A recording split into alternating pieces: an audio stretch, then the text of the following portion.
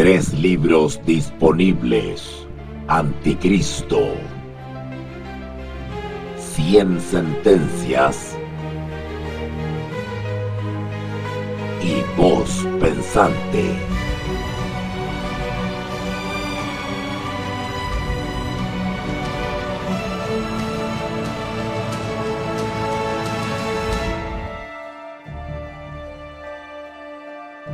Líderes en Educación Teológica Online. Entonces uno se cuestiona sobre qué es la muerte, y la única definición que usted puede encontrar para la muerte es una definición negativa. La muerte es lo opuesto de la vida. ¿Y qué es la vida? La vida es algo que no está muerto. Eso es todo. Usted realmente no puede explicar la diferencia. Si usted observa las células, y una que está viva y la otra célula que simplemente se acaba de morir, tienen exactamente la misma base química, tienen exactamente las mismas enzimas, tienen todo exactamente idéntico, salvo por una cosa pequeña, y eso es que una de ellas está muerta. Y lo que esa diferencia es algo que ningún científico ha podido alguna vez explicar. Ha sido posible congelar a la vida y reactivar a esa vida, pero nunca ha sido posible hacer que la muerte regrese a la vida. Porque cuando la vida se ha ido, todo se acabó. Leemos de la Reina Valera Antigua: y formó pues Jehová Dios al hombre del polvo de la tierra, y alentó en su nariz soplo de vida, y recibió el hombre una alma viviente. Génesis 2:7. ¿Es esto lo que dice allí? No dice eso. Dice: y fue el hombre en alma viviente. Así que, en otras palabras, si miramos a este texto, vemos que tiene dos componentes. Había polvo de la tierra, esa es la materia, la sustancia material, la cual en sí misma no tiene vida. Y entonces él respiró, alentó en su nariz el soplo de vida. Él le dio vida. Él le dio aquello que hizo de lo que no era vivo. Y después se lo llama un alma viviente. En otras palabras, la combinación del polvo de la tierra más el soplo de vida es igual a un alma viviente. Esa es la fórmula para la vida. Ahora, ¿este soplo de vida representa acaso una entidad viviente por sí misma? ¿Es esto algo que existe en otro mundo, que flota vagando y es una entidad viviente que tiene inteligencia y capacidad de pensar? ¿O es meramente ese soplo, en hebreo ruaj, el fuego, el metabolismo, ese algo que lo hace a uno un ser viviente? Esta es una pregunta muy importante. Ahora, la Biblia dice que uno no recibe un alma viviente, sino que cuando esta combinación ocurre, usted se convierte en alma viviente. Así que aliento, neshama, en hebreo, es aliento, espíritu. La respiración del hombre, el espíritu del hombre. Así que la palabra respiración es a menudo usada intercambiablemente con la palabra espíritu, ruaj, en hebreo. Así que este aliento es algo que hace de un ser viviente. Ahora, si usted piensa sobre esto en términos científicos, el aliento es el intercambio de oxígeno. Y a este intercambio de oxígeno la ciencia le llama el metabolismo. Así que una célula viviente difiere de una que no está viva en que la viviente tiene metabolismo. Hay algo que ocurre en la célula a nivel químico y nadie puede reproducir ese proceso cuando la chispa del metabolismo se ha ido. Ningún científico puede crear la vida. Él puede reunir a todas las sustancias, toda la materia, pero él no puede producir a la vida. Así que ese aliento, esa chispa del metabolismo, es algo que viene de Dios. Cada ser que respira, eso es exactamente lo que significa el término espíritu. En la concordancia inglesa de Strong, la palabra hebrea 07307, ruach, es una palabra que se traduce como espíritu, viento, respiración, mente, ímpetu, aire, enojo, fresco. Eso es que te hace ser vivo. Eso es metabolismo, este ruach, este espíritu, esta respiración, este viento. Así que, ¿es este viento una entidad viviente? ¿O es más bien el individuo que se constituye como tal cuando él es combinado con el polvo y este ruach, y así él se vuelve un ser viviente? Bien, la fórmula dice, él se vuelve en alma viviente, en un nefesh en hebreo, que significa alma, vida, persona, mente, criatura, cuerpo de sujeto. Usted se vuelve en usted mismo. Esto es lo que significa. Ahí tenemos las definiciones directamente de la concordancia de las palabras hebreas. Así que cuando usted está en vida, usted es una nefesh viviente. Usted es nefesh. Usted es un alma viviente. Usted es esa entidad. Usted no está hecho de dos entidades. Usted es una entidad. Y mandó Jehová Dios al hombre, diciendo, de todo árbol del huerto podrás comer, mas del árbol de la ciencia del bien y del mal no comerás, porque el día de que comieres, ciertamente morirás. Génesis 2, 16, 17. Ahora, ¿qué significa eso? Querrá decir el texto que en el día que comiera de la fruta, usted será separado de sí mismo e irá y vivirá eternamente en una nube en forma de su espíritu. ¿O significa que los dos se separarán? El nefesh se desintegrará de nuevo en la materia y Dios toma su ruach, su vida, su espíritu que Él le dio, lo que le dio vida, Él lo retira y regresa a Él. ¿Y qué queda entonces? Polvo. Eso es todo. Así es eso. Eso es todo. Y es muy importante que nosotros entendamos este asunto. Y esto es lo que la Biblia realmente dice. Pero el diablo dijo algo diferente. La mentira del diablo. No moriréis.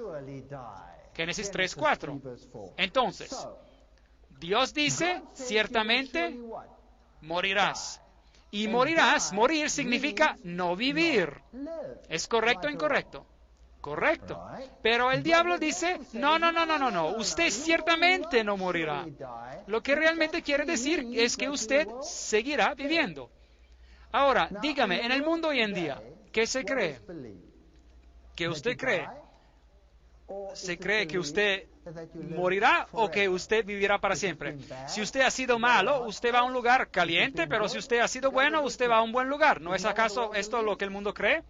Así que, en otras palabras, el asunto no está tan mal, porque lo que ocurre es que uno se deshace de este cuerpo, pero yo continúo viviendo. ¿Cuál es la gran diferencia? ¿Cuál es la gran diferencia? De todos modos, yo viviré eternamente. Pero Dios dijo que morirás, y el diablo dijo, no moriréis. Así que uno de ellos está mintiendo y uno de ellos está diciendo la verdad. Romanos 6:23 dice, la paga del pecado es muerte. Muerte. Y Génesis 3:5 dice, mas sabe Dios que el día que comieres de él serán abiertos vuestros ojos y seréis como dioses. Una mejoría. Así que el diablo promete que cuando usted muera, o cuando usted come de la fruta, usted no morirá, sino que usted tendrá la vida eterna y usted se convertirá en más grande y más bueno y mayor y será como Dios. Esto es algo llamativo. Y hay muchas religiones que creen en exactamente eso. Si usted, por ejemplo, toma el hinduismo, entonces usted no se muere. Usted simplemente sigue en el mundo de los espíritus y usted regresa de nuevo y usted mejora continuamente y continuamente una y otra vez. Y usted se limpia del karma de su pasado y por fin usted alcanza un estado de divinidad y usted se transforma en un Dios viviente. Y usted puede ser adorado en esta tierra. Ellos les rinde culto todo el tiempo. ¿No es así? La enseñanza de ellos, usted se vierte en más grande y bueno y mejor. Entonces mi pregunta es, si esto fuera cierto, Porque es que las condiciones de vida están volviéndose cada vez peor. Si todos ellos se libran de su karma y de todos estos millones de años y están mejorando más y más y más. Entonces ellos parecen no estar logrando mucho al respecto, ¿verdad? Yo no creo que están logrando mucho para nada. Así que sus ojos se abrirán y seréis como dioses, sabiendo lo bueno y lo malo. Génesis 3:5. Así que el diablo dijo algo y hoy en día todo el mundo cree en esa mentira en vez de creer en lo que Dios dice. Vosotros sois de vuestro padre el diablo, y los deseos de vuestro padre queréis hacer.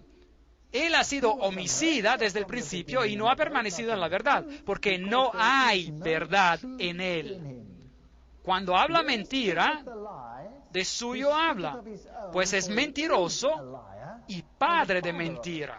Juan 8:44. Bien, la Biblia no escatima las palabras acerca de quién de los dos habló la verdad allí en el Edén. Dios dijo, morirás.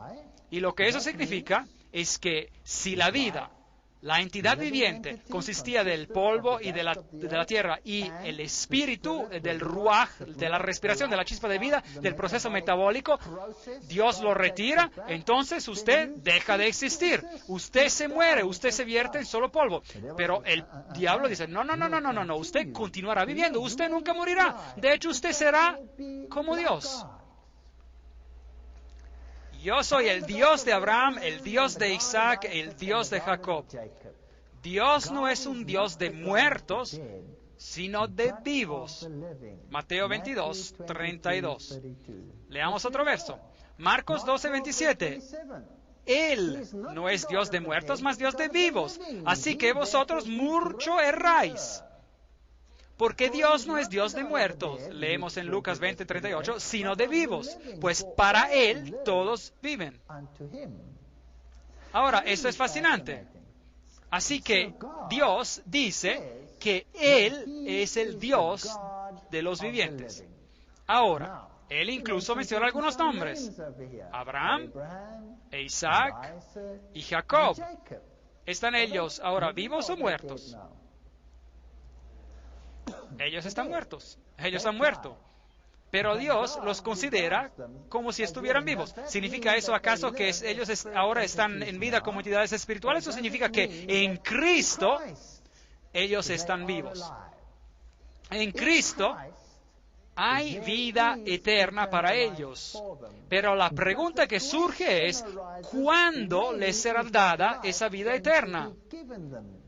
Y la respuesta que se nos da repetidamente en la Biblia es a la resurrección. La Biblia enseña la muerte, pero si usted está en Cristo, usted tiene la resurrección a la vida eterna. Los otros sistemas enseñan que cuando usted muere, usted recibe la vida instantáneamente y usted continúa como un espíritu. Y usted vive eternamente como un espíritu. Pero entonces algunos enseñan que cuando usted resucita, que el espíritu tiene que regresar al cuerpo, así que tiene que bajar y luego él tiene que levantarse otra vez como un cuerpo. Entonces, ¿cómo vivirán ellos en el futuro? ¿Como un cuerpo nuevamente? Y mientras tanto viven como un espíritu, pero ellos nunca mueren. Esto no es consistente con la enseñanza bíblica. Pero el punto importante es que Dios no considera a aquellos que han muerto en Cristo como si estuvieran muertos. Él los considera como si estuvieran vivos, porque en Él ellos tienen vida. Ahora, Osiris, el dios de los muertos. Osiris era adorado no como el dios de los vivos, sino como el dios de los muertos. De hecho, lo más grandioso que le podía ocurrir a alguien era morirse. Porque cuando uno estaba muerto, se reunía con Osiris. Y Osiris era el que le daba a uno bienaventuranza eterna. Así que Osiris era el dios de los muertos, y opuesto a Jesucristo, que es el dios de los vivos. A Tutmosis el III se le atribuye el libro La Guía al Mundo de las Tinieblas, el Amduat, y fue él que escribió el sistema sobre el cual está basada la fe gnóstica. Todo el culto a Osiris, del cual hablamos anoche, está basado en parte sobre el dios de los muertos. Así que usted tenía dos dioses en los tiempos antiguos. Jehová, el Dios de los vivos, Jesucristo, que significa Jehová el Salvador, y Él es el Dios de los vivos. Y usted solo puede tener vida en Cristo, porque solo en Cristo y en nadie más hay vida. Pero Osiris era el Dios de los muertos. Así que el Dios de los muertos realmente era un Dios que se concentraba en la muerte en lugar de la vida. Y la veneración de los muertos era un sistema atribuido a Osiris. Así que en este sistema religioso usted tenía varias deidades y Osiris era el que lo pesaba a uno en las balanzas para ver si una persona se hallaba falta. Y él también es el que es juez. Ahora, en el sistema bíblico, ¿quién es el que es el juez? Todo juicio fue dado ¿a quién? Se le dio a Jesús. Jesús es el juez. Él es el Dios de los vivos. Así que Jesús dice, si usted está en mí, usted no tiene nada que temer. Yo soy el juez, yo soy el abogado, todo está centrado en mí. Osiris es el que pesa sus obras y ve si es que sus obras son buenas obras y sobrepasan sus obras malas. Y si sus obras buenas sobrepasan a sus malas obras, entonces usted va a un buen lugar. Y si sus obras malas pesaran más que sus obras buenas, entonces es que usted iría al lugar malo.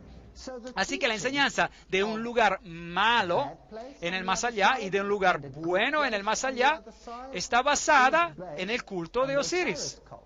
Y tenemos que comparar los dos muy, muy cuidadosamente.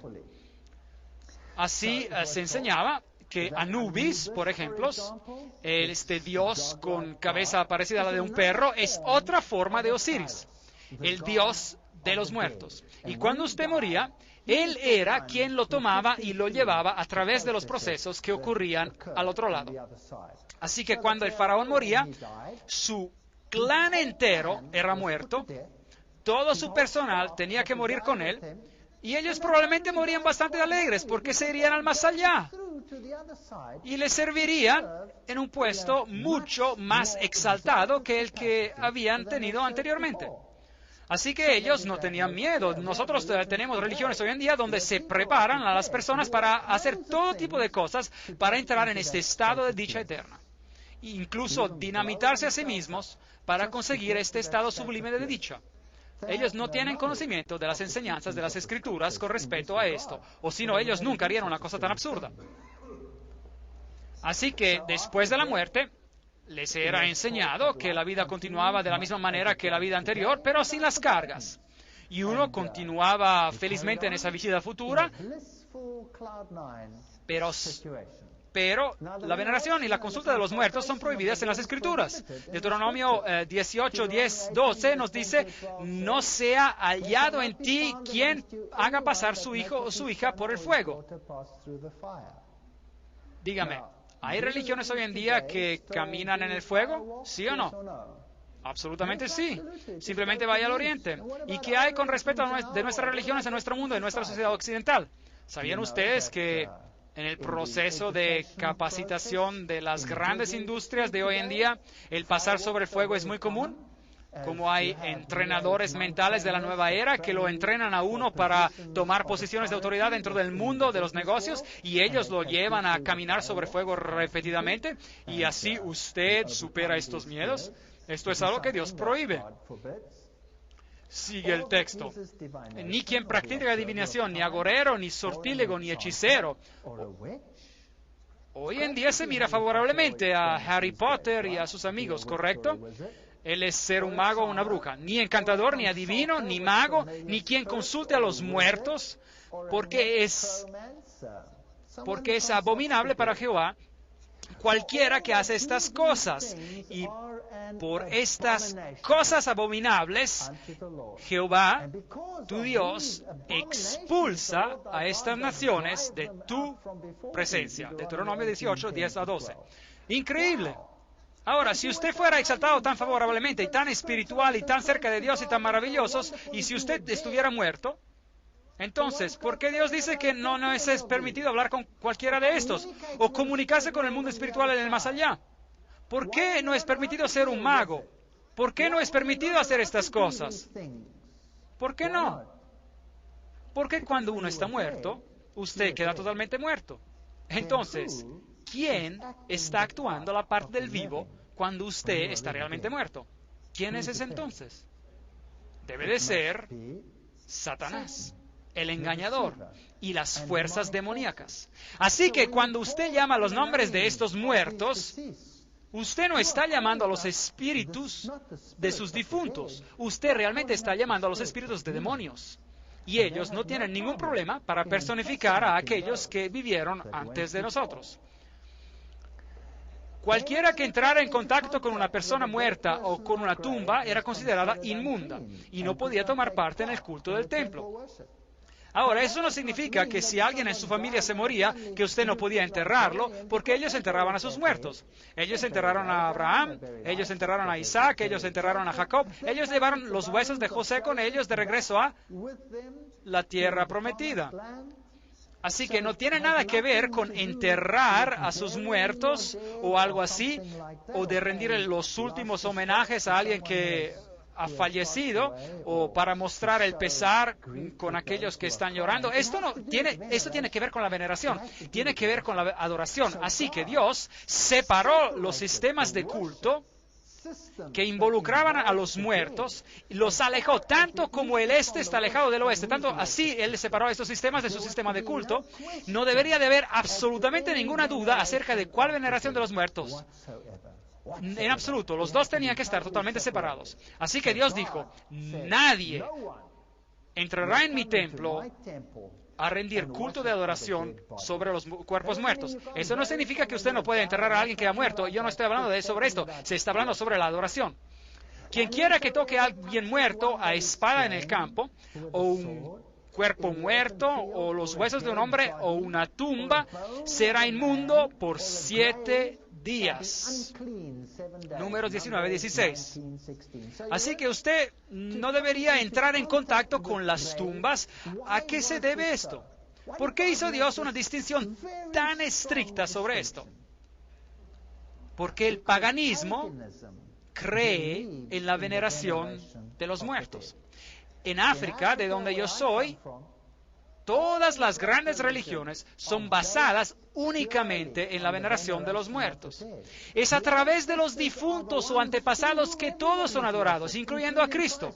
El catolicismo caza como un guante a la mano con ese tipo de adoración, porque el catolicismo enseña la veneración de los muertos, la veneración de los santos, un santo con este nombre, un santo con otro nombre, y el otro santo, y quien quiera de estos santos.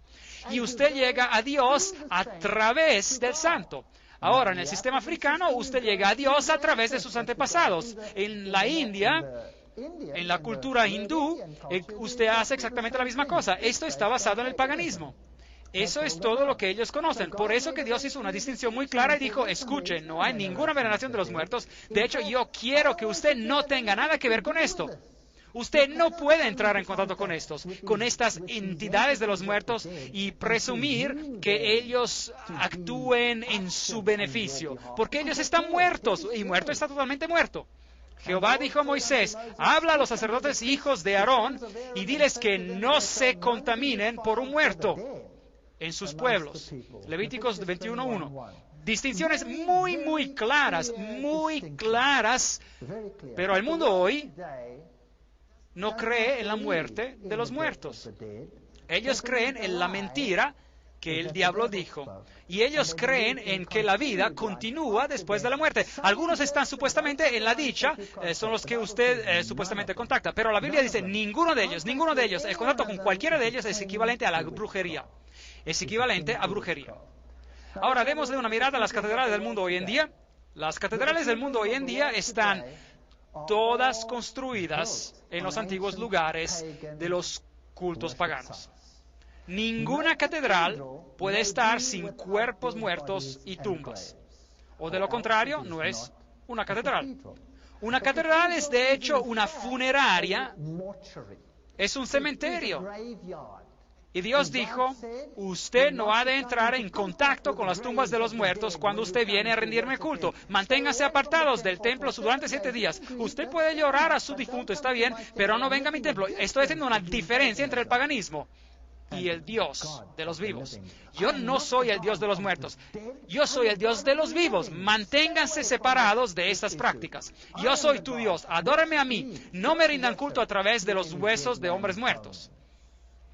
Bien, las catedrales no solo son los antiguos lugares de los cultos paganos. Todas las grandes catedrales antiguas, la Catedral de Notre Dame en París, de la de Saint Paul en Londres, todas esas catedrales han sido construidas sobre lugares donde se celebraron los antiguos cultos paganos. Y ellas fueron todas construidas exactamente de la misma manera como se lo hacía en el sistema druídico.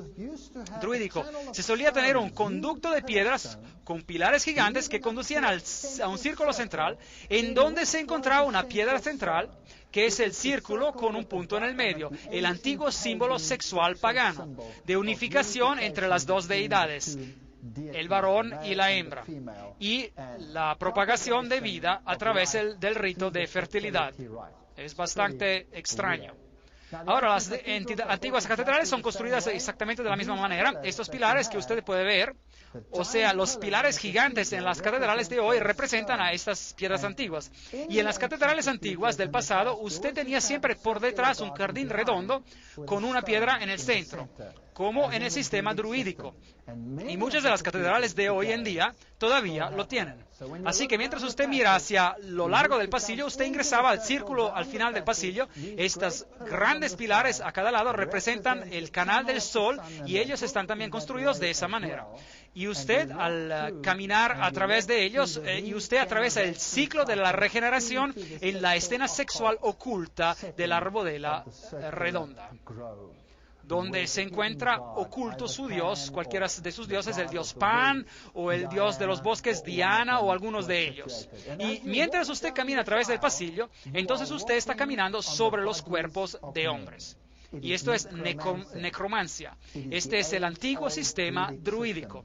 De hecho, no se permite decir una misa en cualquier iglesia de estos sistemas religiosos sin que allí esté un hueso de algún santo muerto bajo del altar. Usted tiene que tener el hueso, porque solo a través de los huesos de los hombres muertos, o una porción de ellos, cualquiera sea la parte, usted puede llegar a Dios. Increíble. Eso es algo que Dios prohibió estrictamente. Y es una práctica generalizada hoy en día. Así que en el sistema druídico es esto lo que usted tenía. Allí usted tenía el círculo, aquí lo ve en Stonehenge, en Inglaterra, el círculo definido por las piedras, y en los tiempos pasados allí estaba el canal con piedras a ambos lados, y entonces ellos lo cubrieron a los dos lados y ellos pusieron la construcción puntiaguda en el frente, y esa era entonces la catedral. Está construida y basada en el culto druídico que rendía adoración a los antepasados de los muertos. Estos son los druidas modernos de hoy en día, y usted verá que ellos se visten de manera muy similar a las monjas. Interesante. Bien, aquí está una de las grandes catedrales en Europa, y usted verá allí que hay uno de los jardines circulares. Este hoy en día está ubicado a un lado, y en él, cuando usted camina sobre él, encontrará las tumbas y encontrará los lugares antiguos de adoración pagana. En las catedrales usted tendrá numerosos cuerpos de quien quiera que sea, de reyes y reinas y personas muertas y santos y de cualquiera en general, en cuanto haya muchos cuerpos, pero principalmente personas importantes. Así que aquí en estas catedrales usted encontrará todos estos cementerios, algo que Dios prohibió estrictamente. Aquí usted tiene las varias tumbas. Esta es el rey Eduardo en su sepelio oficial. Noten la decoración de los conos de pino y todos estos otros símbolos que se usan en el paganismo. Este en particular aquí es el hueso de un santo. Yo he estado en muchísimas catedrales y yo siempre me he preguntado, ¿quién es el santo en particular que está debajo al altar? Porque en el altar, donde se dice la misa, es donde se encuentran las estructuras de hueso en particular. Así que, por ejemplo, este que tenemos aquí proviene de la catedral en Londres, Inglaterra, donde debajo del altar, en el sótano, usted encontrará estas tumbas y reliquias. Y si usted alguna vez tiene la oportunidad, entonces entre en los sótanos y véalo por usted mismo. Usted los encontrará allí. No hay ni una iglesia católico romana o una iglesia anglicana o alguna de las iglesias paganizadas donde usted no encontrará estos huesos. Y los ponen en lugares prominentes. Al entrar en las iglesias, Aquí en esta catedral católica romana hay una tumba gigante. Mire ahí, usted camina a un cementerio. Algo que Dios dijo que usted nunca debe hacer. Aquí está una catedral interesante que yo encontré en Alemania. A propósito, ella tiene el símbolo del sol, Dios Sol ahí. Allí está el altar. Ya sea en el altar o directamente debajo del altar habrá una tumba. Ahora, normalmente usted no lo ve desde adentro de la iglesia. Usted tiene que buscar por afuera de la iglesia, buscar por otra entrada o una entrada lateral en alguna parte. Pero en esta catedral en particular, la entrada estaba adentro de la iglesia, la que conduce al sótano donde usted puede ir y debajo del altar, y claro, allí tiene que haber una tumba, o de otra manera usted no podría decir la misa, porque es la veneración de los muertos. Y yo bajé allí y usé mi cámara a través del lugar solo para mostrarles que allí está la tumba. Y el altar está allí, encima de la tumba. Ese es culto de los muertos. Algunas tumbas destacadas, esta se encuentra en las catedrales de Londres y en cualquier parte de Europa, y donde usted vaya, y cuando usted camina por los pasillos de estas catedrales, encontrará que está caminando sobre los huesos de hombres muertos. Pero todos estos lugares, por todos estos lugares, y este es John Gent, y él se murió en el 13 de agosto del 1767, y usted encontrará otros allí. Ahora, en ese sistema, el dios de los muertos era el dios Seb en el sistema egipcio, y después él se volvió en Saturno, el dios Saturno.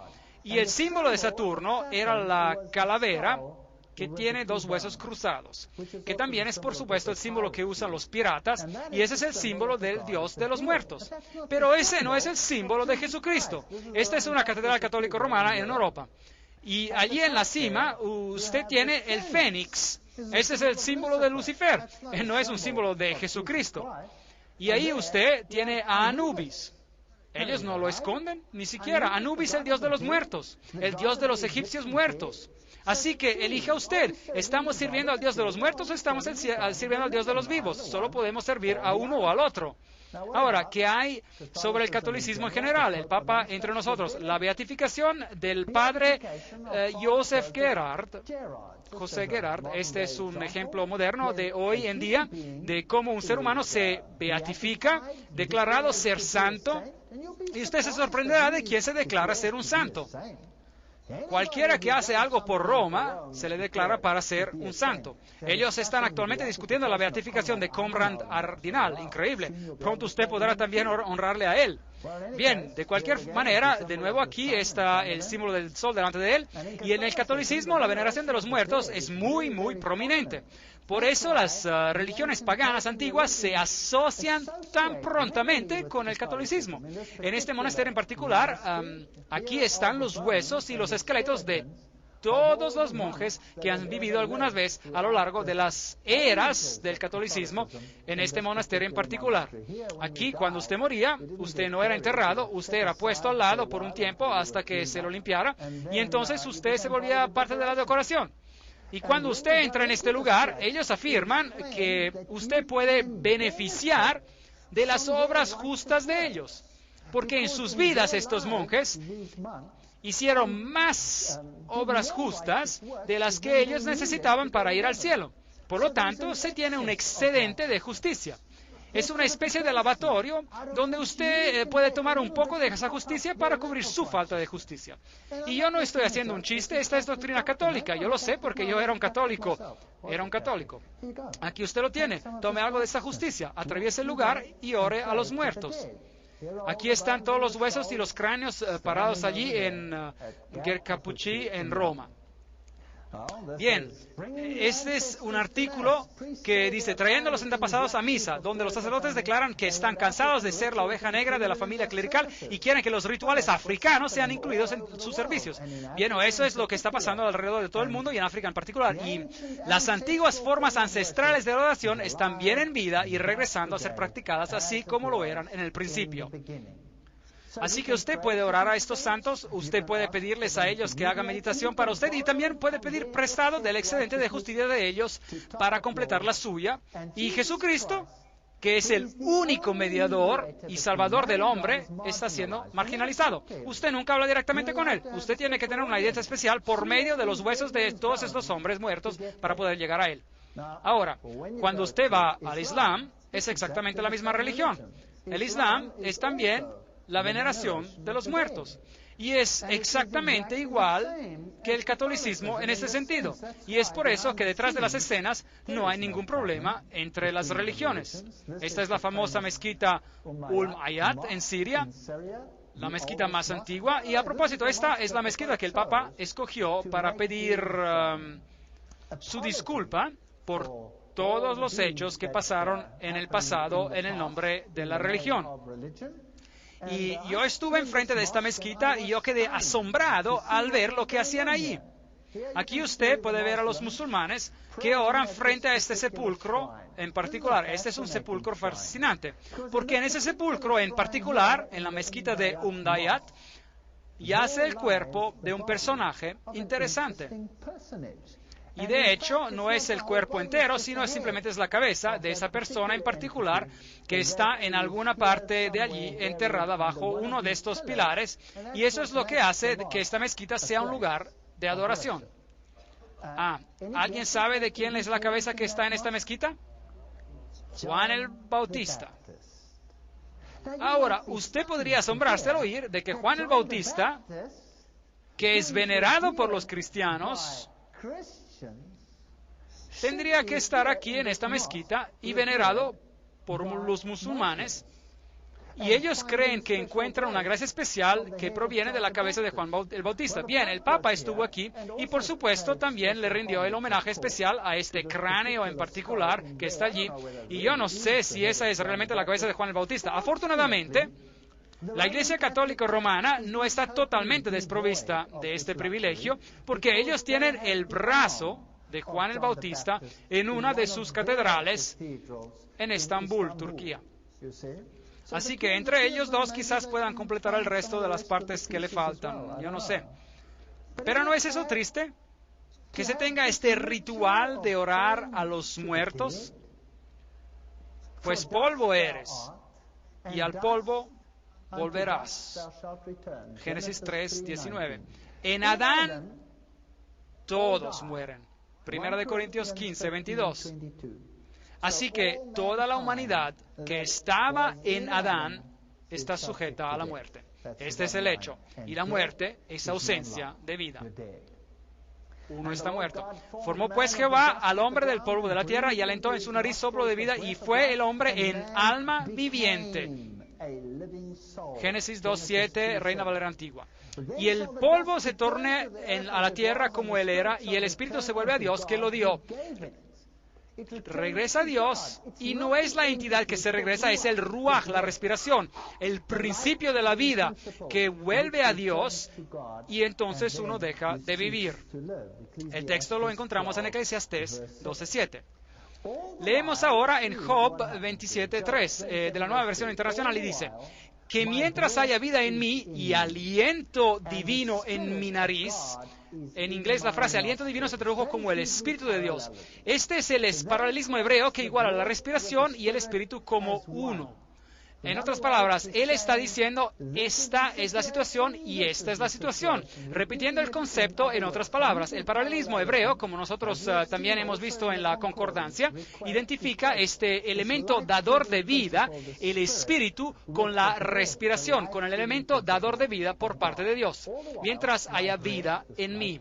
Este es el principio que da la vida. El hecho de que yo respiro significa que yo estoy vivo. Y el aliento divino en mi nariz, o el espíritu divino en inglés, este aliento que está en mi nariz, y es por eso que yo estoy vivo. Y si Dios quitara este aliento fuera de mí, este elemento dador de vida, ¿qué me sucedería? Es la muerte. Yo muero. Escuchen esto. Ezequiel 18:4 dice, el alma, el nefesh en hebreo, el alma que peque, esa morirá. Así que las personas dicen, bueno, yo muero, pero mi alma permanece viva. No. El alma es la entidad que está viva. Y esa es el cuerpo más el ruaj, más el espíritu. Y cuando yo muero en el pecado, yo muero. El alma, el nefesh, la entidad viviente, muere, deja de existir. Así que el alma no es una entidad separada que va y se sienta en la nube de la dicha y toca el arpa. Y yo siempre pensé que eso iba a ser terriblemente aburrido, que un día cuando uno se muere se sienta sobre una nube y toca el arpa. Y cuando yo estuve durante algún tiempo completamente fuera de la iglesia y pasé por un periodo de ateísmo y luego volví a la iglesia nuevamente, estos asuntos en aquel entonces siempre me fascinaron. En la versión King James de la Biblia en inglés se usa la palabra alma 1600 veces, pero ni una sola vez se usa el término el alma inmortal. No existe, no hay ninguna cosa tal. Solo Dios es inmortal. La Biblia declara que la muerte es un sueño unas 53 veces. Claro que usted está dormido cuando usted ha muerto en Cristo, porque Cristo es el Dios de los vivos. Así que cuando usted muere, la Biblia dice que si usted está en Cristo, es como si solamente estuviera dormido. Dios lo despertará al último día. El hombre, en cambio, veamos a ver qué pasa cuando uno muere. El hombre, en cambio, muere y pierde su fuerza, exhala el último suspiro, el ruaj, el aliento, y deja de existir. Job 14 dice, Nueva Versión Internacional. El hombre expira. ¿Y dónde está? Es el mismo texto, pero en la Biblia de las Américas. Y el hombre expira. ¿Y dónde está? Usted allí encuentra la palabra suspiro en la traducción anterior y que se traduce como expirar. La traducción de este versículo es muy buena, así que sea cuidadoso con la versión de la Biblia que usted escoja. La palabra expirar allí es exhalar su último aliento, ¿correcto? Él exhala su último aliento, así que su aliento se va de él, el elemento dador de vida se va de él. En hebreo, la palabra morir es gavá, quiere decir morir, exhalar el suspiro, muerto, perecer, expirar, estar a punto de morir. Eso es lo que significa. ¿Y cuánto tiempo esa persona permanecerá en ese estado? Job 14:12. Mientras exista el cielo, no despertará ni se levantará de su sueño. Esa es la enseñanza de la Biblia. Cuando uno muere, es parecido a un estado de sueño. ¿Por cuánto tiempo? Hasta que los cielos dejen de existir. Y a propósito, ¿cuándo sucederá eso? La Biblia dice que cuando Cristo vuelva, los cielos se enrollarán como un pergamino. Así que al regreso de Cristo, hay un despertar de este sueño. Así que usted muere, usted no sabe nada, usted duerme hasta el día de la resurrección. No despertará ni se levantará de su sueño. Démosle una mirada al ejemplo práctico que Jesús nos dejó en Juan 11:11. Nuestro amigo Lázaro duerme. Lázaro era un amigo de Jesucristo. Jesucristo era un amigo de Lázaro. Nuestro amigo Lázaro duerme, pero yo voy para despertarlo de su sueño. Ahora los discípulos pensaron, él se refiere a Lázaro que está enfermo y que ahora está durmiendo. Señor, si duerme sanará. Jesús decía esto de la muerte de Lázaro, pero Jesús lo llamó un sueño. Pero ellos pensaron que hablaba del reposar del sueño. Entonces Jesús les dijo claramente, Lázaro ha muerto. Ven, Lázaro está muerto. Para Cristo, ¿qué es? Lázaro, ¿qué es? Está dormido, porque Cristo es el Dios de los vivos, no es el Dios de los muertos. Así que allí él se encontraba dormido. ¿Y qué hay con respecto a Abraham? Para Cristo, ¿cómo está Abraham? Durmiendo. Así que de eso se trata. Así que Lázaro estaba muerto, pero para Cristo estaba solo dormido. Dios no se olvida de los muertos, ellos están en Cristo. Él los tiene en su disco duro, por así decir. Él tiene el registro completo de tu persona como usted era, y cuando Él dice restaurar, perfecto, usted estará exactamente como usted era. Y aún mejor. Jesús, Señor, si hubieras estado aquí, mi hermano no habría muerto. Juan 11:21. Así que ahora, cuando Jesús viene a Lázaro, Él es confrontado por María, que le dice, si tú hubieras estado aquí, él no hubiera muerto. Tu hermano resucitará. Juan 11:23. Jesús la consuela y le dice, ¿cuál es tu problema? ¿No tienes fe? Tu hermano resucitará nuevamente. Y escuchamos la respuesta de ella. Ella dice, Juan 11:24, yo sé que Él está en los cielos ahora y un día vendrá otra vez y regresará a su cuerpo en la resurrección. ¿Es esto lo que dice allí? No, no. Dice, yo sé que resucitará en la resurrección en el día final. Así que, ¿cuál es la enseñanza bíblica con respecto a la muerte? Lo que la Biblia enseña acerca de la muerte es que cuando usted muere, está en un estado de sueño, de total inconsciencia, pero Cristo le resucitará en el día postrero. Y para demostrar que Cristo tiene el poder sobre la muerte, Él resucitó a Lázaro de entre los muertos. Señor, hiede ya porque lleva 4 días. Juan 11:39. Pero Jesús le dice, Lázaro, ven fuera. Y Lázaro salió y dijo, Señor, ¿por qué me llamaste? Yo la estaba pasando muy bien en el cielo. No hay nada de eso en la Biblia. Lázaro continúa con su vida como si hubiese despertado de su dormir. No hay ninguna duda sobre el hecho de que él no había subido al cielo o ido a algún otro sitio en este lapso de tiempo. Y cuando tus días se hayan cumplido y duermas con tus padres. 2 Samuel 7:12. A Daniel le dijo, lean en el último versículo del libro de Daniel, y le dice, Daniel, tú reposarás y te levantarás para recibir tu heredad al fin de los días. Daniel 12:13. Todos ellos están durmiendo en Cristo. ¿Hay una existencia consciente después de la muerte? Nosotros tenemos que contestar esta pregunta, es muy importante. Y en Salmo 146:4 dice, pues sale su aliento, este es el ruaj, este elemento dador de vida, este Espíritu de Dios retorna a Dios y vuelve a la tierra, y en ese mismo día perecen sus pensamientos. Así que cuando usted muere, los pensamientos ya no siguen. No hay ningún pensamiento cognitivo, porque los que viven saben que han de morir, pero los muertos nada saben, ni tienen más recompensa. Su memoria cae en el olvido, también perecen su amor, su odio y su envidia. Eclesiastés 9:5 y 6. Así que cuando se nos dice que hay una casa encantada allí, y está encantada porque el hombre que vivió allí tenía una relación ilícita y así, y entonces ellos se mataron y ahora ese lugar está encantado porque ellos se están disputando constantemente y están peleando y están envidiosos sobre las relaciones que ellos tenían anteriormente. ¿Es eso bíblico o no? Eso no es para nada bíblico.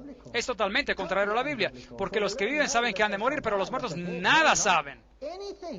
También perecen su amor, su odio y su envidia. Así que cuando el príncipe Carlos de Inglaterra consulta al conde Mountbatten, que está muerto, ¿con quién están hablando? Él no está hablando con el conde Mountbatten, él lo pensará a lo mejor, pero la Biblia dice que el conde Mountbatten no lo puede ayudar en nada porque sus pensamientos perecieron. Él ya no está allí. No alabarán los muertos a Jehová, ni cuantos desciendan al silencio.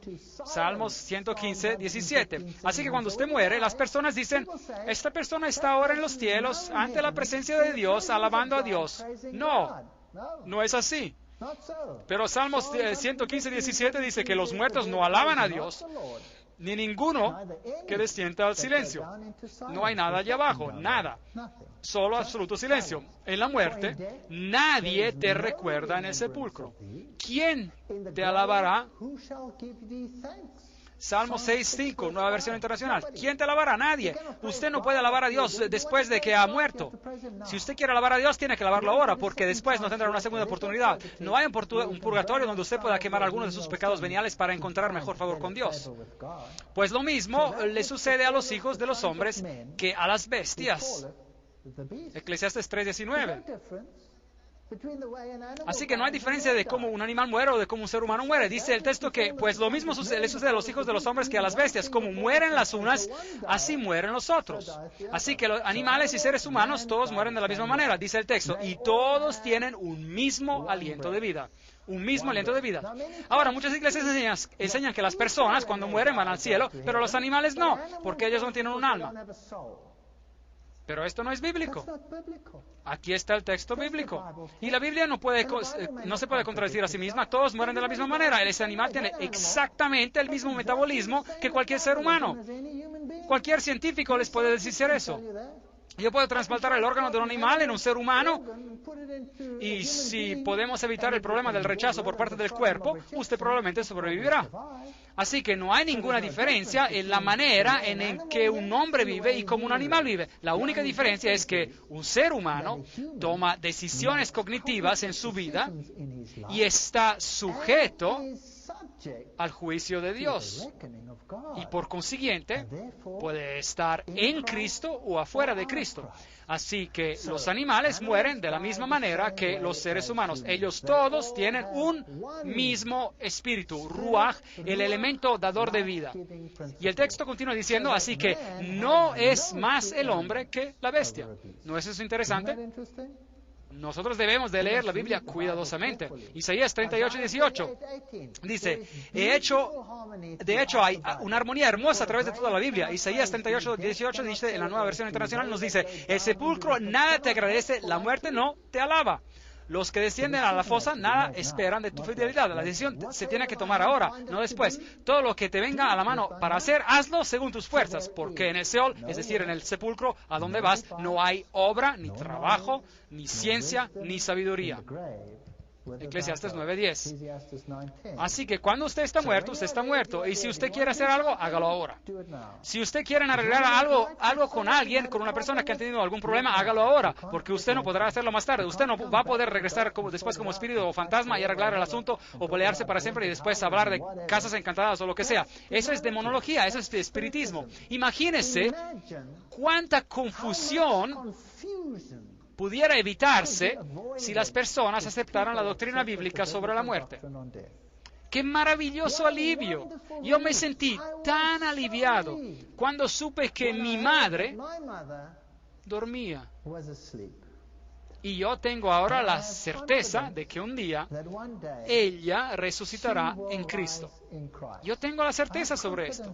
Mi madre no conoció toda la verdad, pero yo sé que Dios la juzgará según lo que ella sabía. Mi madre murió cuando yo tenía 12 años. Y yo siempre estaba angustiado cuando yo hacía cosas malas y pensaba, oh mamá, por favor, discúlpame, por favor, cierra tus ojos para que no veas esto.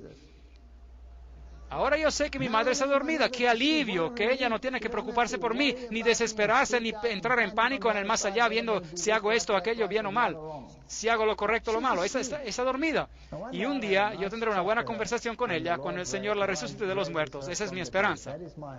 Esa es una broma bastante vieja, pero todavía es cómica. Paul Adam, 1902, en su lápida dice, deténgase mi amigo al pasar por aquí, así como usted es ahora, así también una vez yo fui. Yo como soy yo ahora, usted pronto también lo será. Así que prepárese para seguirme. Y seguirlo a usted no es de mi agrado hasta que yo no sepa a dónde es que usted fue. Bien, esa es una respuesta muy simpática. Ahora, ¿qué se puede decir sobre esto? Ese es el lugar del nacimiento del espiritismo moderno. En ese sitio estaba la casa de Hydesville, el hogar de las hermanas Fox, y esta es su lápida, y dice, el 31 de marzo del 1848, no hay muerte, no hay muertos. ¿Y ese es el lenguaje de Dios o es el lenguaje de la serpiente? Es el lenguaje de la serpiente. Muy interesante. Ahí están ellas, las tres hermanas Fox. Ellas son las que empezaron el espiritismo moderno porque ellas escuchaban golpes, repiqueteos en las paredes de su casa, y ellas respondían a los repiqueteos, tac, tac, tac, tac. Y entonces los espíritus también, tac, tac, tac, tac. Y así se estableció la comunicación moderna con el mundo de los espíritus. Y se viró para el mundo occidental. Claro, en las culturas antiguas siempre habían existido esas prácticas, en la cultura africana, en la cultura egipcia, en la cultura babilónica y en la cultura oriental. La consulta con los muertos venía siempre practicada. Pero para la mente moderna, occidental y cristiana, esta fue la cuña de la apertura. El espiritismo dice que los muertos saben más que los vivos. Y la serpiente le dijo a la mujer, no morirás. Génesis 3:4. Así que el espiritismo dice, uno sabe más de muerto. Ahora, y yo les estoy citando a ellos, así también como en muchos otros textos de la Biblia, el diablo dijo la verdad y el Señor el error. La cita es de E.W. Sprague, un espiritista, increíble. Así que el Señor mintió y el Señor estaba en el error y que el diablo es el que dijo la verdad. Muy bien, pues. El espiritismo afirma que los muertos no están muertos. El principio fundamental del espiritismo es que los seres humanos sobreviven a la muerte física.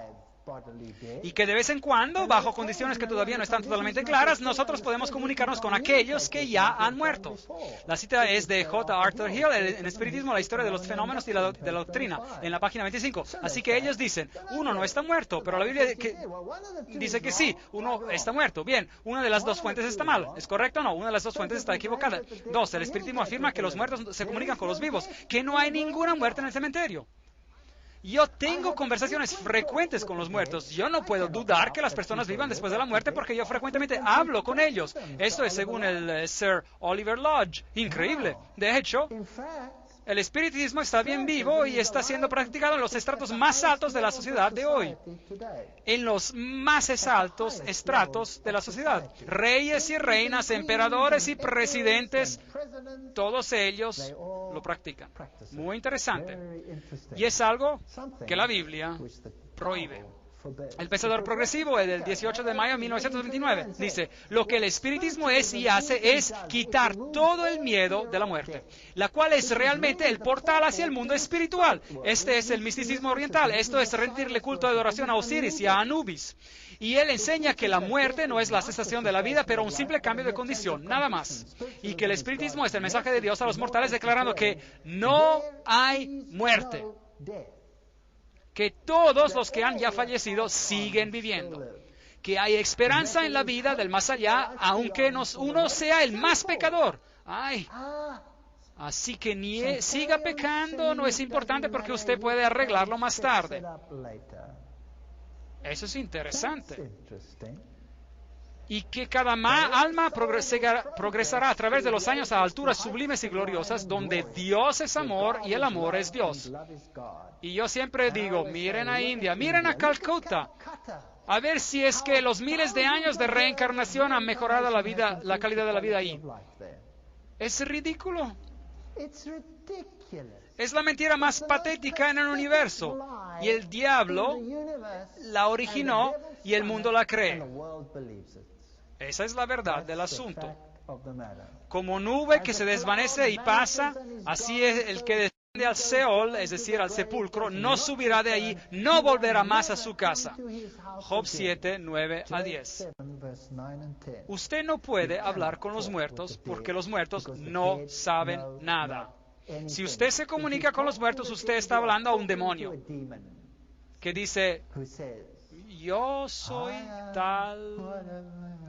Yo tengo citas grabadas de estos mensajes. Mi suegro estaba profundamente involucrado en el espiritismo. Él era un miembro muy prominente de la nueva era.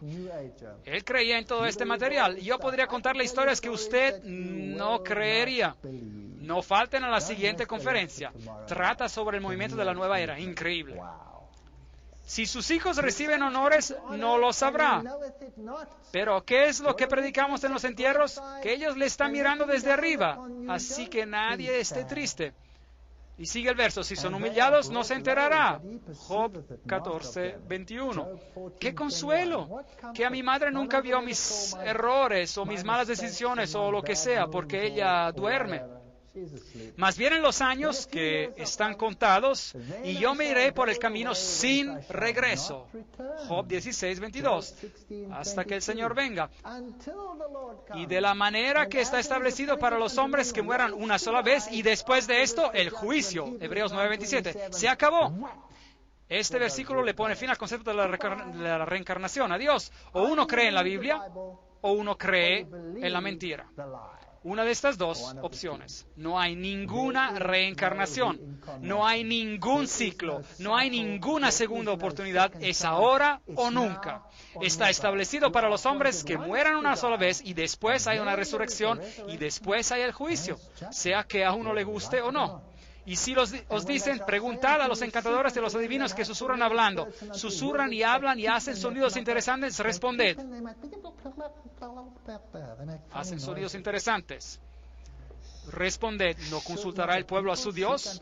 ¿Consultará a los muertos por los vivos? ¿Qué hacen consultando a los muertos para los vivos? Nos dice Isaías 8:19. Hable con Dios. No consulte a los muertos, no consulte a las estrellas, ni a los espiritistas, ni a los brujos, ni a los necromancios, a la ley y al testimonio. Si no dijeron conforme a esto, es porque no les ha amanecido. Isaías 8:20. Si ellos no hablan según la Biblia, olvídese de ellos. olvídese de ellos. Olvídese de ellos. Están mintiendo.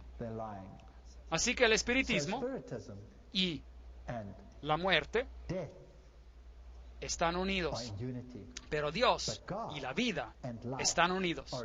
No os volváis a los encantadores ni a los adivinos, no los consultéis contaminándoos con ellos. Yo soy Jehová, vuestro Dios. Levítico 19:31. Quizá para algunos las películas de Harry Potter son agradables, pero ellas siembran semillas en las mentes jóvenes que madurarán en frutos de injusticia. Entidades espirituales que salen de armarios aullando por los lugares, los buenos espíritus, los malos espíritus, las brujas buenas, las brujas malas. ¡Qué cantidad de basura! Y nuestros niños están haciendo estas cosas que ven. ¿Y dónde? Hasta en la iglesia. Increíble. La cita de Levíticos 19:31. No confiéis en los príncipes ni en el Hijo de Hombre, porque no hay en él salvación. Saldrá su espíritu, su ruaj, su vida. Se volverá en su tierra, regresa a ser el polvo. En aquel día perecerán todos sus pensamientos. Salmos 146, 3 y 4. Así que los antiguos egipcios creían en la doctrina pagana de la inmortalidad del alma, y ellos la enseñaban fervorosamente en Alejandría. Ahora, usted sabe algo que es interesante, que los judíos, al igual que las personas hoy en día, pensaron que podían obtener una mejor educación a las universidades del mundo. Así que ellos se fueron a estudiar la teología de las naciones, y muchos de ellos recibieron su educación en Alejandría. Los saduceos pertenecían a este grupo. Los saduceos creían que cuando usted moría, usted se iba directamente al cielo, y allí usted se sentaba en el seno de Abraham. Cuán cómodo era esto. Y si usted tenía algún motivo para orar, entonces usted oraba a Abraham, que estaba muerto, para después de comunicarse con Dios. Eso es la adoración de los ancestros. Usted, pues, porque usted ora por medio de Abraham a Dios, usted usa un intermediario. Y ellos enseñaban, tal como ellos se lo aprendieron aquí en Egipto, en Alejandría, que cuando usted moría, usted o bien iba al lugar bueno o usted iría al lugar ardiente. Ese es el culto de Anubis o de Osiris. Por otro lado, los fariseos, ¿en qué creían ellos? Ellos creían en la muerte y en la resurrección. Y cuando Pablo fue traído ante el Sanedrín, porque es sorprendente ver qué aliados uno encuentra cuando se está oponiendo a Dios. Cuando se trataba de oponerse a Cristo, los fariseos y los saduceos entraron en perfecta armonía, amigos, buenos aliados. Y cuando Pablo fue confrontado después, él se encontraba en una situación difícil, y así que él les lanzó el comentario, y él les dijo a ellos: yo soy un fariseo, yo creo en la resurrección. Y ¡boom! ¿Se acuerdan qué pasó? Lo que aconteció. Empezaron una disputa tan fuerte entre ellos que ni supieron siquiera qué hacer ya con Pablo. Interesante. Así que esto es lo que los egipcios antiguos creían. Así que la adoración ancestral en la mayoría de los casos es simplemente el espiritismo oriental, que sirve como el exponente de la inmortalidad. Contacto con el otro mundo, página 14. Esto es la esencia del todo. También hacen grandes señales, de tal manera que incluso hace descender fuego del cielo a la tierra delante de los hombres y engaña a los moradores de la tierra por las señales que le ha sido dado a hacer. Apocalipsis 13:13. El espiritismo va a jugar un papel muy importante en los engaños de los últimos días, y yo les mostraré diapositivas que los asombrarán en una nueva conferencia llamada Señales y Maravillas. No falte a esa.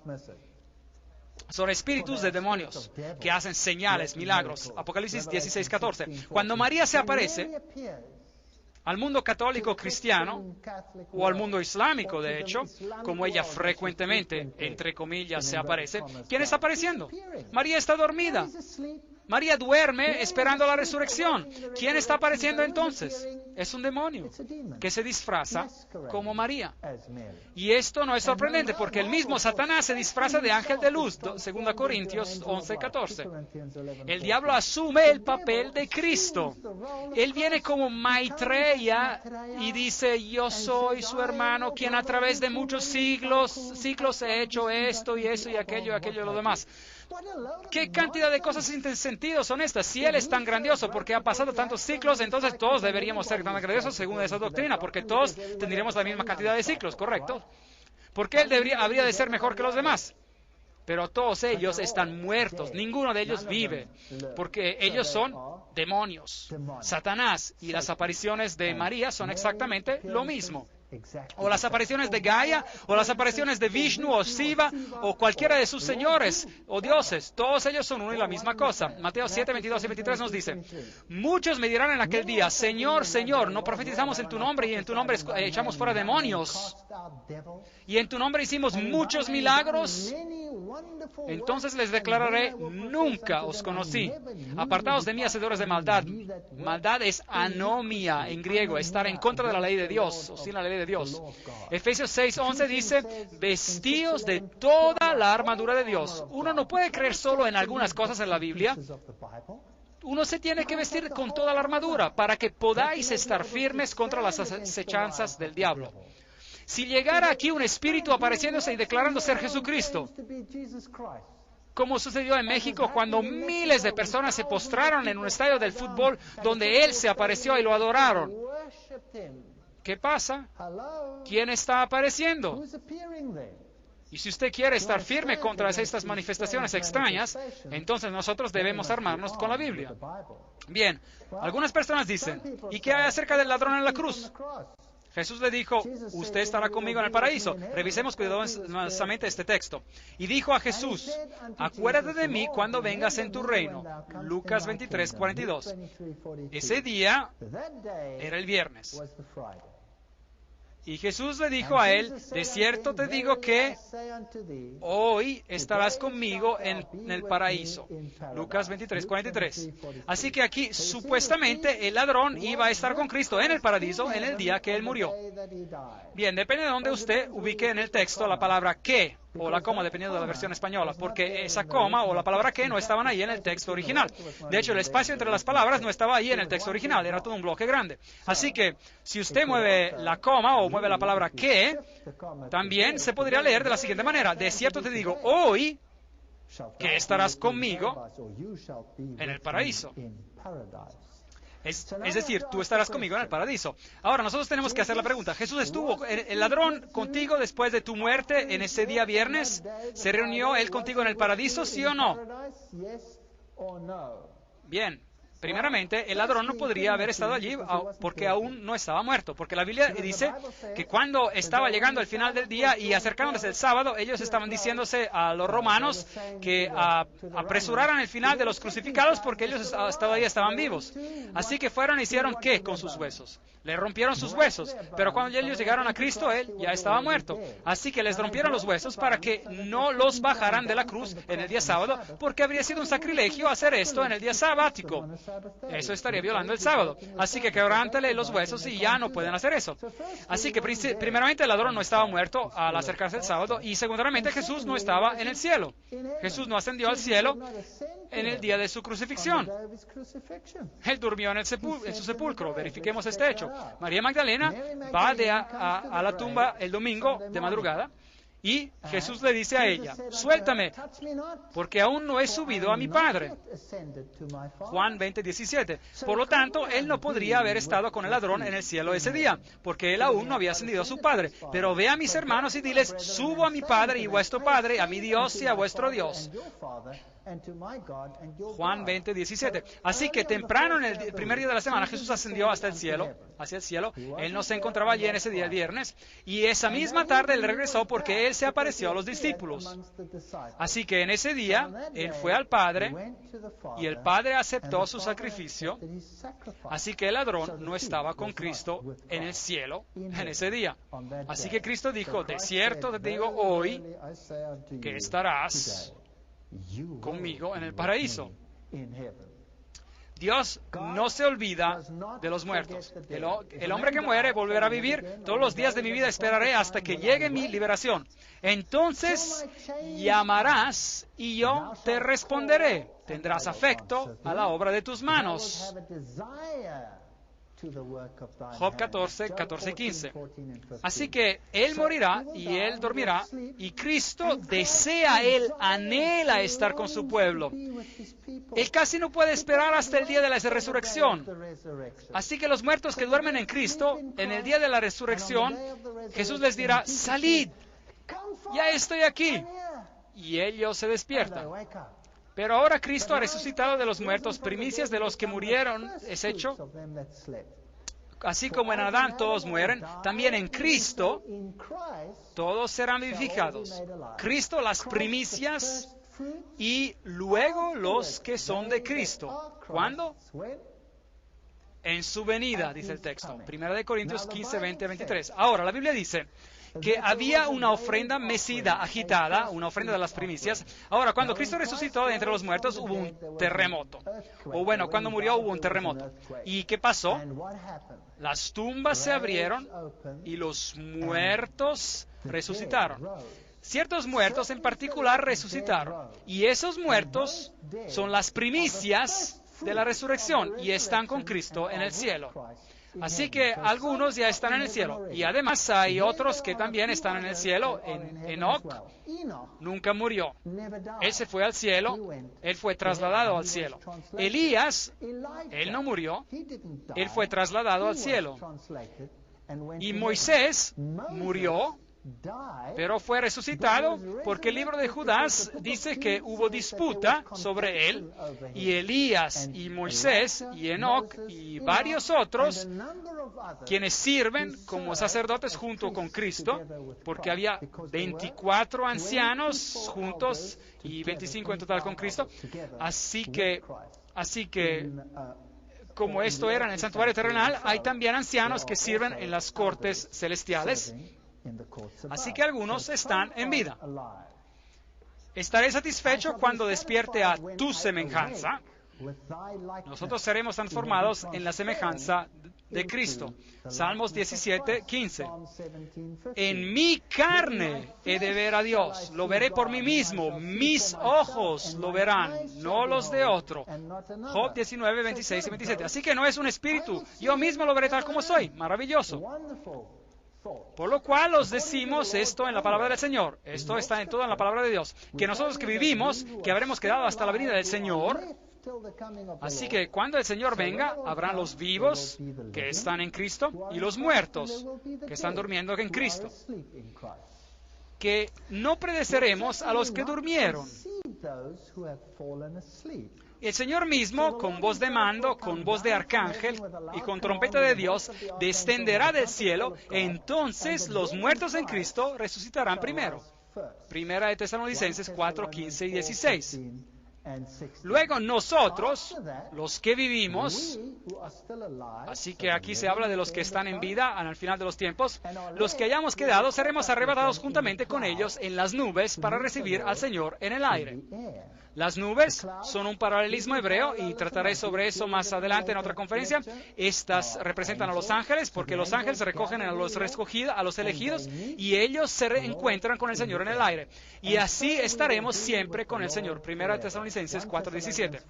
Así que esta es la enseñanza bíblica. Cristo vuelve, los muertos en Cristo resucitarán y los vivos son trasladados y juntos, los unos no preceden a los otros, se encuentran con el Señor en el aire.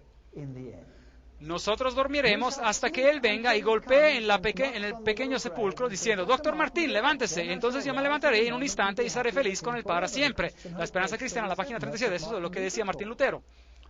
No os asombréis de esto, porque llegará la hora cuando todos los que están en los sepulcros oirán a su voz y saldrán. Juan 5, 28, 29. El que tiene al Hijo tiene la vida.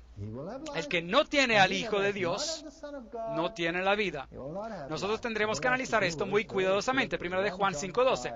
Por tanto, al Rey de los siglos, inmortal, invisible, al único y sabio Dios, sea honor y gloria por los siglos de los siglos. Amén. Primera de Timoteo 1:17. Dios es inmortal, no nosotros. Nosotros tenemos la inmortalidad por la gracia. Os digo un misterio, no todos moriremos, pero todos seremos transformados en un momento, en un abrir y cerrar de ojos. ¿Cuándo?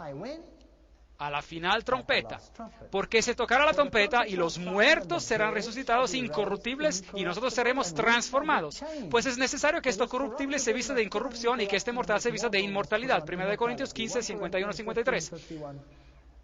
Así que vemos en estos varios textos que la Biblia está en acuerdo con sí misma sobre este tema. En la fe murieron todos estos sin haber recibido lo prometido. Pablo hace una lista entera de grandes hombres y él dice que ellos murieron sin haber recibido las promesas, sino mirándolo de lejos, creyéndolo y saludándolo y confesando que eran extranjeros y peregrinos sobre la tierra. Hebreos 11:13. La promesa de la nueva tierra ha de venir en el futuro. Tus muertos vivirán, sus cadáveres resucitarán. Despertad y cantad, moradores del polvo, porque tu rocío es cual rocío de hortalizas, y la tierra entregará a sus muertos. Isaías 26:19. La doctrina bíblica está tan clara. Yo soy la resurrección y la vida. El que cree en mí, aunque esté muerto, vivirá. Juan 11:25. Así que aquí están estas dos grandes distinciones. Ahora, ¿qué pasa con todos los textos de la Biblia donde se habla sobre el Gehenna, el fuego del infierno y todas estas cosas interesantes? ¿Y qué pasa con los malos? ¿Qué pasa con ellos? ¿Qué ocurre? Apocalipsis 6, 16, 17 dice: y decían a los montes y a las peñas, caed sobre nosotros y escondednos del rostro de aquel que está sentado sobre el trono y de la ira del Cordero, porque el gran día de su ira ha llegado, y ¿quién podrá sostenerse en pie? Así que hay un grupo, los muertos en Cristo, que resucitan. Los que están vivos a su venida son trasladados al cielo para encontrarse con el Señor en el aire. Y hay otro grupo, los malos, que se encuentran vivos a la venida de Cristo, y los malos que están muertos. Mateo 10:28 dice: y no temáis a los que matan el cuerpo, pero el alma no puede matar. Es decir, no puede matar al nefesh, al elemento de vida. Temed más bien a aquel que pueda destruir el alma y el cuerpo en el infierno. ¿Es la doctrina del infierno? Bien, la palabra utilizada aquí es Gehenna. Gehenna. ¿Qué significa? Veamos esto. Gehenna se origina del hebreo. Primero, el infierno es el lugar del castigo futuro, que se llama Gehenna o Gehenna del fuego. Esta era originalmente el valle de Hinnom, al sur de Jerusalén, donde la suciedad y los animales muertos de la ciudad eran desechados y quemados. Un símbolo apropiado de los malos y de su destrucción futura. Así que aquí ustedes tienen la explicación de la concordancia sobre esta palabra. Así que esta palabra se refiere al valle donde los cuerpos de los muertos se quemaban y se destruían. A propósito, ¿cuánto tiempo duraban esos cuerpos quemándose? ¿Hasta qué?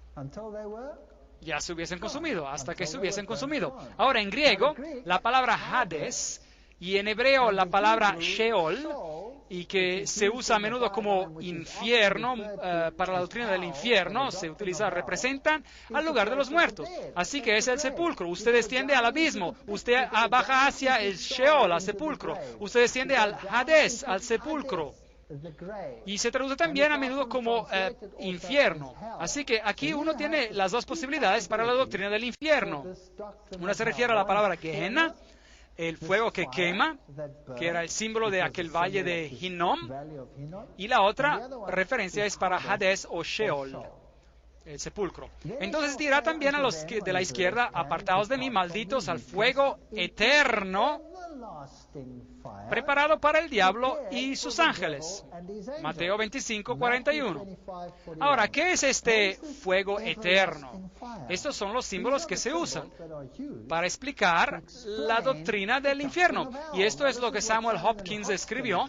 Es la doctrina católica, y él dijo lo siguiente: el humo de su tormenta ascenderá para siempre a la vista de los bienaventurados, ante sus ojos. Este despliegue del carácter divino y gloria estará a favor de los redimidos. Así que la doctrina católica dice que esos que se están quemando allá abajo, y el contraste entre los redimidos y el grupo de los quemados es muy grande, y esta, dice la cita, está a favor de los redimidos, y muy recreativo. Interesante. Y eso da el placer más grande a los que aman a Dios. Eso sería horroroso. Así que si yo tengo a mi hija o a mi hijo o a alguno de ellos ahí abajo, eso me daría el más grande placer mientras yo estoy sentado en el cielo y desde yo los veo quemándose. Eso es enfermizo. Y si el tormento y fuego eterno se extinguiera, entonces esto acabaría en gran medida con la felicidad y gloria de los bienaventurados. Esa es una idea muy distorsionada sobre las bendiciones y la felicidad. Es una idea enfermiza. Así que esta idea sobre la condenación eterna y dicha eterna es un concepto integral católico romano. Ezequiel 33:11 dice, diles, vivo yo, dice Jehová el Señor, que no quiero la muerte del impío. A Dios no le gusta la muerte de ellos, sino que, y dice el texto, sino que se vuelva el impío de su camino y que viva. Volveos, volveos de vuestros malos caminos. ¿Por qué habéis de morir, casa de Israel?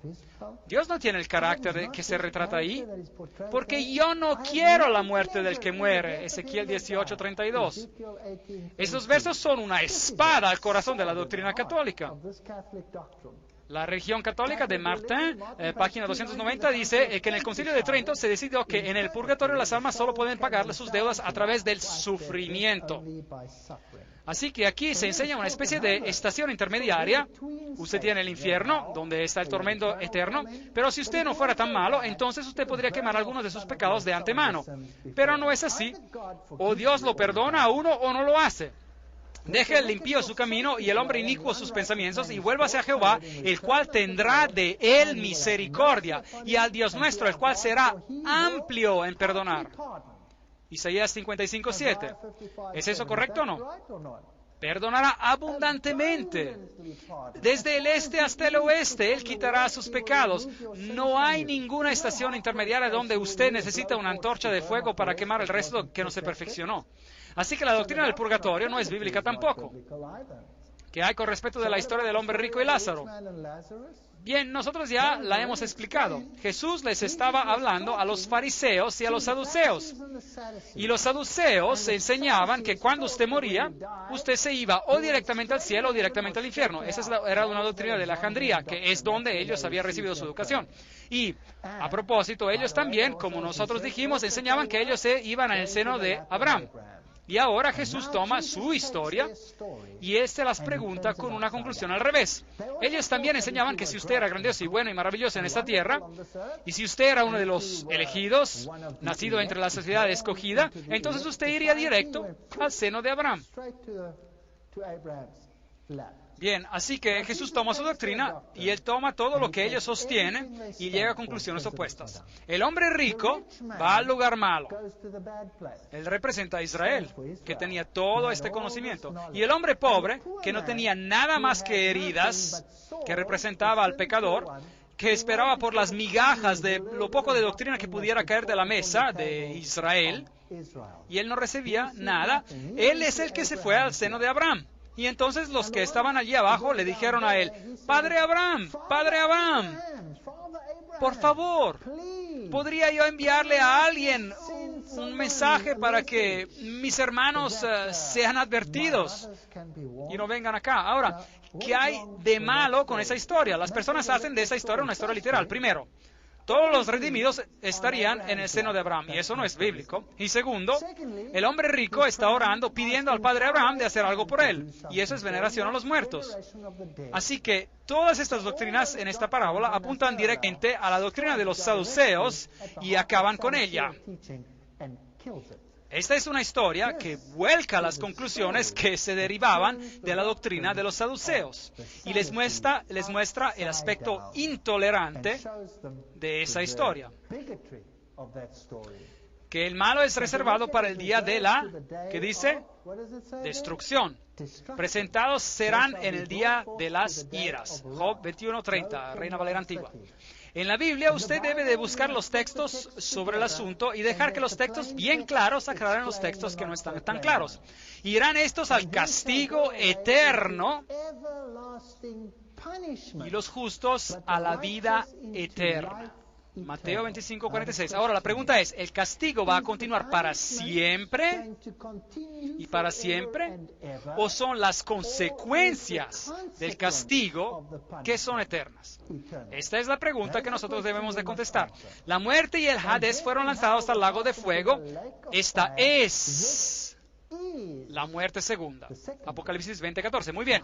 Así que la primera muerte es cuando uno muere, literalmente cuando muere, y entonces usted puede ser resucitado para el juicio, y el lago de fuego es la segunda muerte.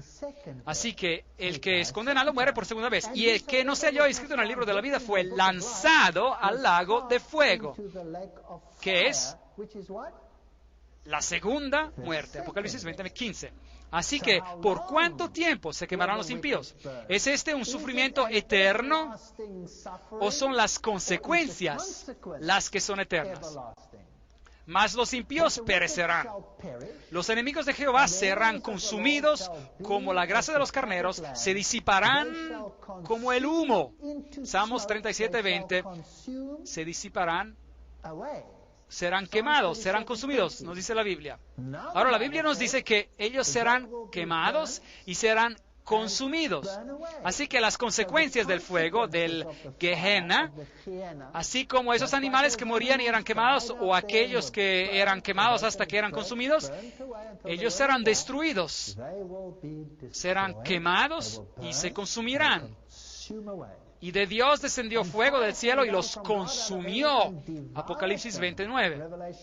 Así que ellos serán consumidos. Ciertamente viene el día ardiente como un horno, y todos los soberbios y todos los que hacen maldad serán estopa.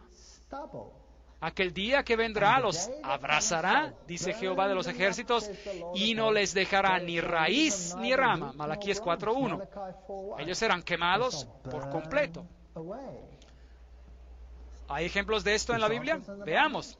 También condenó por destrucción las ciudades de Sodoma y de Gomorra, reduciéndolas a ceniza y poniéndolas de ejemplo a los que habían de vivir impiamente. Segunda de Pedro 2:6. Ahora, ellos sufrieron las consecuencias del fuego eterno. ¿Y ese fuego ardió eternamente o fueron las consecuencias las que fueron eternas con respecto a Sodoma y Gomorra? ¿Están todavía quemándose Sodoma y Gomorra? No. ¿Pero por cuánto tiempo han desaparecido? Para siempre. Ese es el concepto hebreo de lo que quiere decir eterno, para siempre y para siempre. Lo que se da a entender es que las consecuencias son para siempre. También Sodoma y Gomorra. El texto se encuentra en Judas 1:7. También Sodoma y Gomorra y las ciudades vecinas, las cuales de la misma manera que aquellos habiendo fornicado e ido en pos de vicios contra la naturaleza, fueron puestas, por ejemplo, sufriendo el castigo del fuego eterno. Este es un ejemplo de las consecuencias eternas de ese juicio. Y serán como si no hubieran existido. Abdías 1:16. En otras palabras, los impíos un día perecerán y dejarán de existir. Dios no los quema para siempre y para siempre y para siempre y para siempre continuamente. Que esto sería increíblemente injusto si fuera así. Por una vida tan corta de hacer lo malo, a causa de esa vida de ser atormentado eternamente. Eso no es el carácter de Dios. Ese es el carácter de otro. La Biblia no enseña eso. La Biblia ha sido distorsionada para que supuestamente enseñe eso, pero no lo enseña. Pisotearéis a los malos, los cuales serán ¿qué? Ceniza bajo las plantas de vuestros pies, en el día en que yo actúe, dice Jehová de los ejércitos. Así que aquí está el punto. Si usted tiene a Cristo, usted será resucitado en la resurrección. Y si usted está vivo, cuando Él venga, usted será trasladado junto a los justos y se encontrarán con el Señor en el aire. ¿Y por cuánto tiempo vivirán? Para siempre. En Cristo hay vida. Sin Cristo no hay ¿qué? No hay vida, solo hay muerte. Y estas personas resucitarán, serán juzgadas y se darán cuenta de por qué no recibirán la vida eterna, y entonces descenderá fuego del cielo y las personas sufrirán por un tiempo el tormento de la Gehenna, que se extingue. Y así se desaparece. ¿Y por cuánto tiempo? Para siempre. Para siempre. Pisotearéis a los malos, los cuales serán ceniza bajo las plantas de vuestros pies en el día en que yo actúe, dice Jehová de los ejércitos, Malaquías 4:3. ¿Y qué con Satanás? ¿Vivirá él acaso para siempre? ¿Se nos hará recordar permanentemente de la maldad y la tristeza de este planeta? No. Ezequiel 28, 18 y 19 nos dice: yo pues saqué fuego de en medio de ti, aquí está refiriéndose a Satanás, el cual te consumió, y yo te puse en ceniza sobre la tierra a los ojos de todos los que te miran, y para siempre dejarás de ser. ¿Está hecho esto bien claro? Está tan claro, pero puede ser fácilmente distorsionado si se desea. Y la tierra y las obras que en ella hay serán quemadas. Esta tierra va a ser quemada con fuego. Segundo de Pedro 3:10. El Señor no retarda su promesa, según algunos la tienen por tanto, sino que Él es paciente para con nosotros, no queriendo que ninguno perezca, sino que todos procedan al arrepentimiento. Segunda de Pedro 3:9. Hay solo una oportunidad y usted tiene esta vida para tomar una decisión. Y al terminar esta vida, o usted está en Cristo o no está en Cristo. Y si usted está en Cristo, si usted no está en Cristo, usted no tiene vida. Si usted está en Cristo, tiene vida. Y si no está en Cristo, no tiene vida. Y los que hicieron lo bueno saldrán a la resurrección de vida, pero los que hicieron lo malo a la resurrección de condenación. Juan 5:29. ¿Este es el lenguaje claro? Yo pienso que está muy claro. Porque se tocará la trompeta y los muertos serán resucitados incorruptibles y nosotros seremos transformados, pues es necesario que esto corruptible se vista de incorrupción y esto mortal se vista de inmortalidad. Entonces se cumplirá la palabra que está escrita: sorbida es la muerte en victoria. 1 Corintios 15, 52 a 54. Y después de que el pecado se haya quitado y los pecadores se hayan quitado, los demonios se hayan quitado para siempre, Dios vuelve a crear al planeta.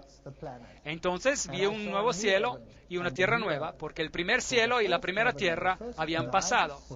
Apocalipsis 21:1. Enjugará Dios toda lágrima de los ojos de ellos, y ya no habrá más muerte, ni habrá más llanto, ni clamor, ni dolor, porque las primeras cosas ya pasaron. Apocalipsis 21:4. Así que en vez de estar en el cielo y observando cómo se queman los impíos con fuego, quemándose por toda la eternidad, para que usted pueda ser deleitado por el sufrimiento de ellos, no hay en la Biblia ninguna doctrina tan enfermiza.